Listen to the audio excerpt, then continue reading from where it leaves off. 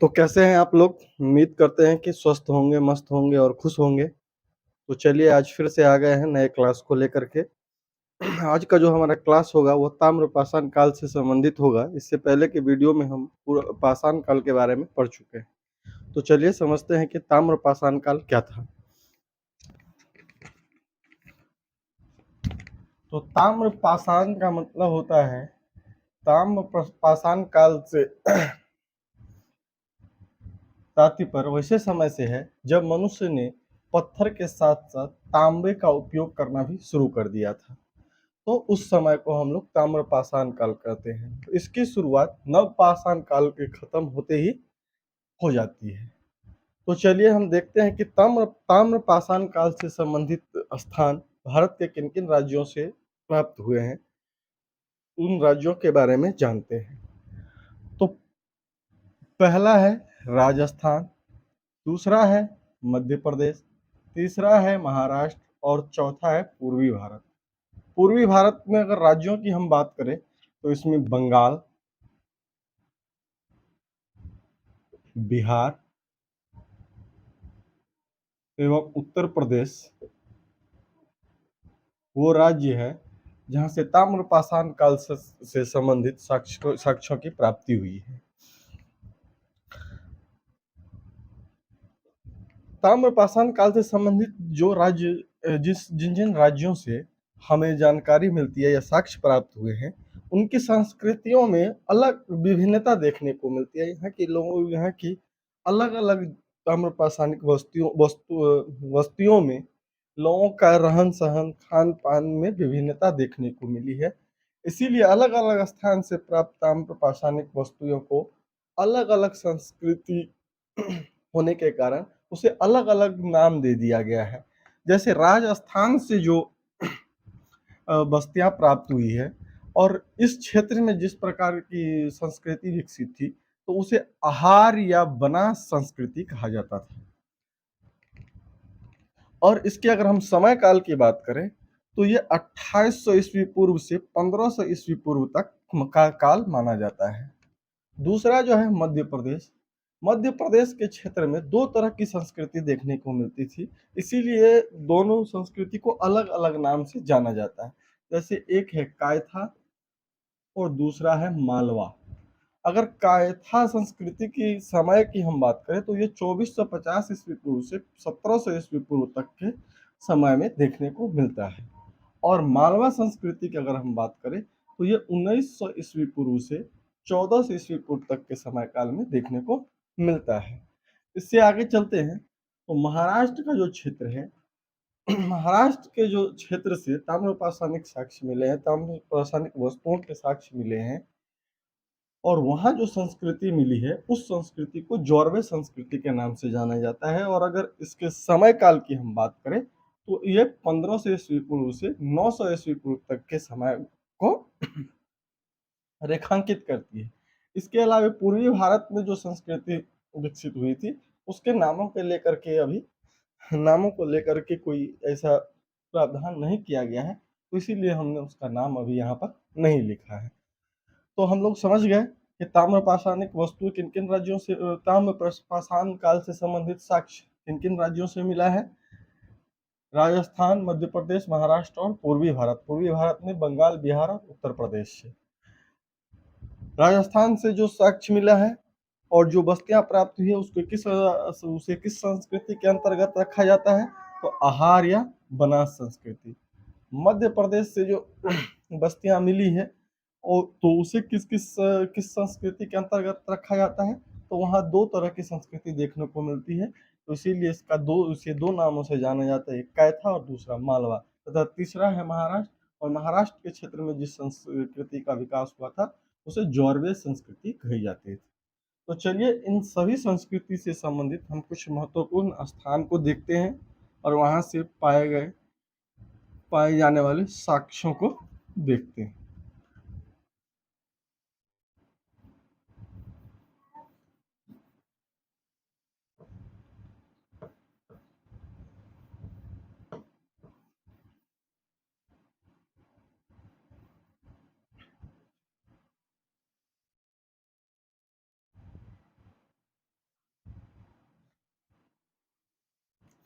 तो राजस्थान से जो ताम्रपाषाणिक बस्तियां मिली है उसमें एक था बालाथल,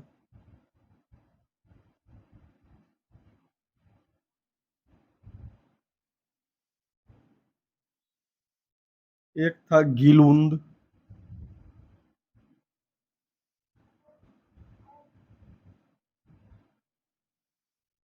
एक था आहर। इसी के नाम पर इस संस्कृति का नाम पड़ा है। तो बालाथल से क्या साक्ष्य प्राप्त हुए हैं उसके बारे में हम देखते हैं। तो बालाथल से चार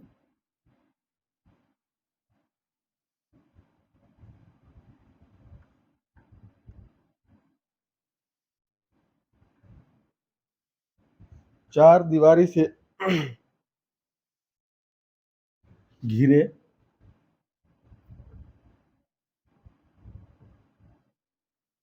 मकान के साक्ष्य प्राप्त हुए हैं।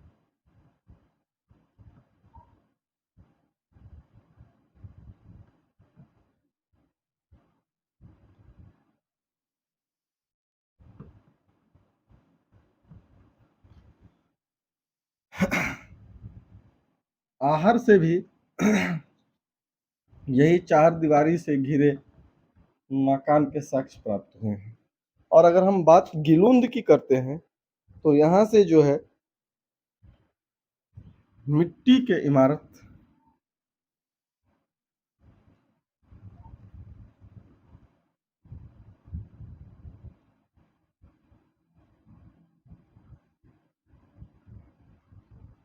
मिट्टी के इमारत एवं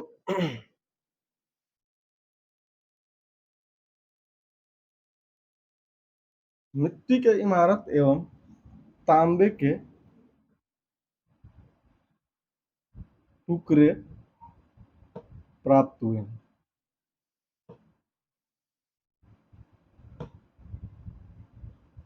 एक चीज हम बताना भूल गए थे, ताम्रपाषाण काल में तो जब लोगों ने पाषाण और तांबा का उपयोग किया था तो इस आधार पर कहा जाता है कि मनुष्य के द्वारा जो प्रयोग की जाने वाली सबसे पहली धातु थी वो तांबा थी।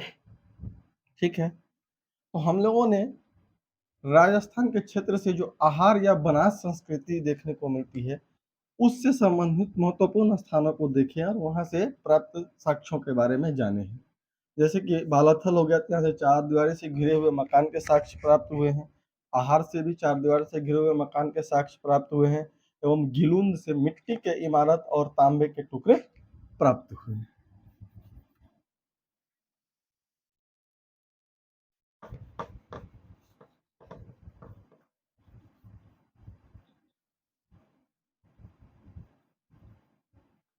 अब चलते हैं मध्य प्रदेश की तरफ। तो मध्य प्रदेश से दो संस्कृति देखने को मिलती है मध्य प्रदेश के क्षेत्र में, कायथा और मालवा।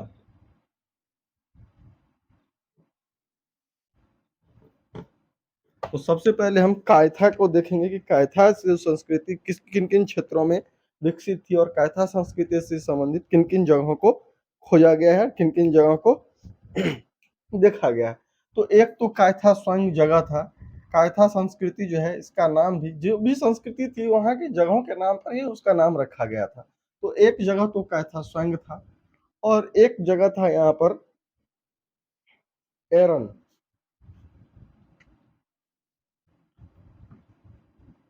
और एरन से किलाबंद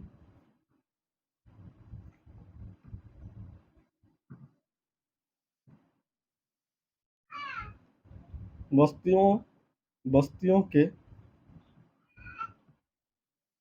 साक्ष्य प्राप्त हुए हैं।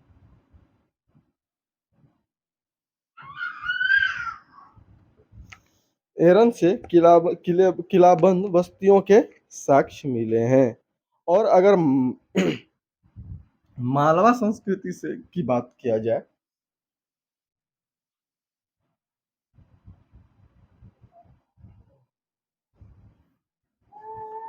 इसको मिटा देते हैं और इसको देखते हैं। और अगर मालवा संस्कृति की बात किया जाए तो ये एक जगह है नवादा टोली। यहाँ से इस संस्कृति से संबंधित साक्ष्य मिले हैं।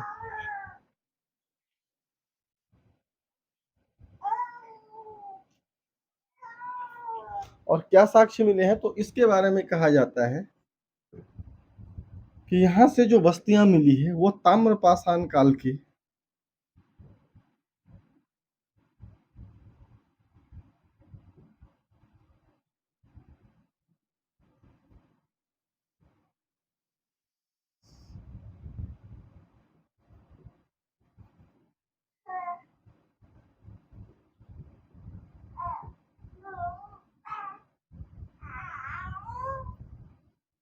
नवादा टोले से ताम्रपाषाण काल की जो सबसे बड़ी बस्तियां थी वो यहाँ से प्राप्त हुई है।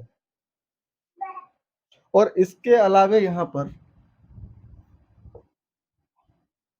चौकोर एवं वृत्ताकार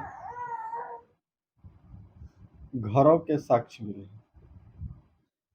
तो यहाँ से दो तरह के साक्ष्य मिले हैं, दो तरह के फैक्ट हमको देखने को मिलता है। एक यहाँ पर जो बस्तियां खोजी गई थी इस क्षेत्र में वो ताम्रपाषाण काल की सबसे बड़ी बस्तियां थी, और यहाँ के जो घर मिले हैं वो चौकार और वृत्ताकार आकार के मिले हैं। तो हम लोगों ने इसके बारे में देख लिया, इसके बारे में देख लिया, और हम लोग महाराष्ट्र के बारे में देखेंगे। इसको मिटा देते हैं, जगह कम है तो इसीलिए।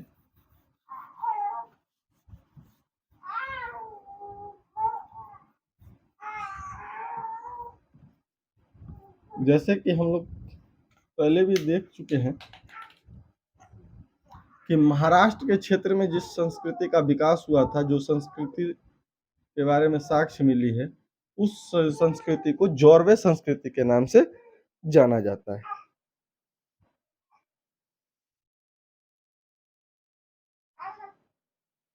और इस संस्कृति से अगर मिलने वाले स्थल की बात करें तो एक था इनाम गांव और दूसरा था दैमाबाद। और इनाम गांव से अगर मिलने वाले साक्ष्य की हम बात करें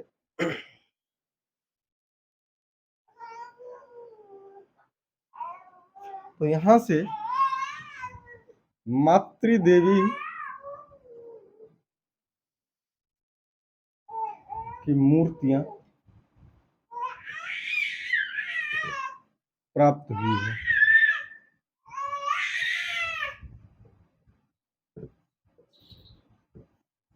इसके अलावे यहाँ से 5 कमरों वाला मकान मिले।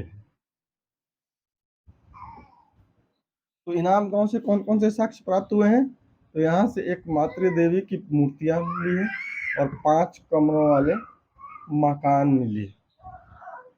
और अगर हम बात दैमाबाद की करते हैं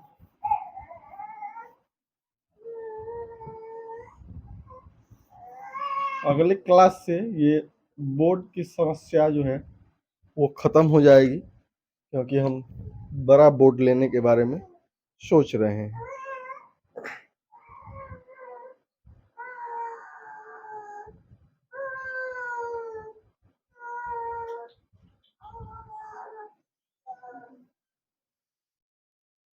तो अगर हम दैमाबाद की बात करें तो सबसे पहले यहाँ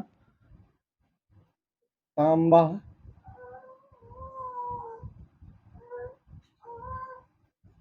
का रथ प्राप्त हुआ है।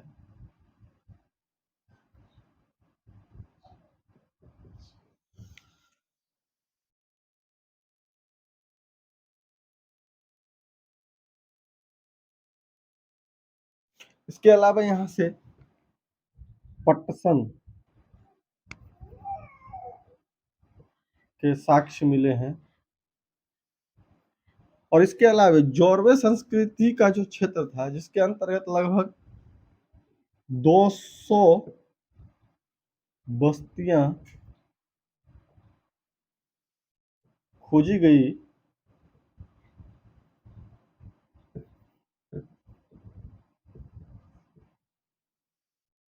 उसमें दैमाबाद जो था वो सबसे बड़ा था।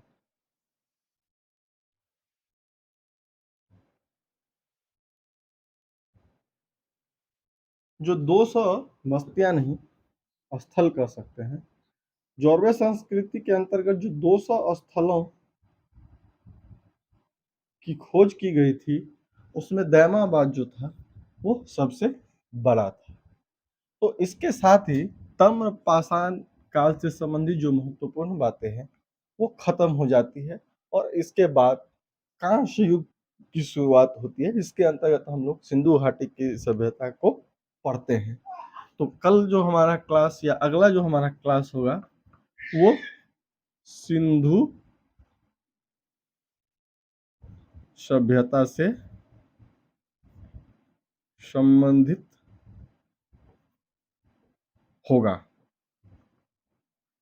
अगर आप लोगों को मेरा ये क्लास अच्छा लगा है तो कृपया करके आप मेरे चैनल को सब्सक्राइब करेंगे, वीडियो को शेयर करेंगे, और अगर कोई कमी आपको लगता है तो आप कमेंट में सलाह भी दे सकते हैं। कमेंट बॉक्स खुला हुआ है। धन्यवाद।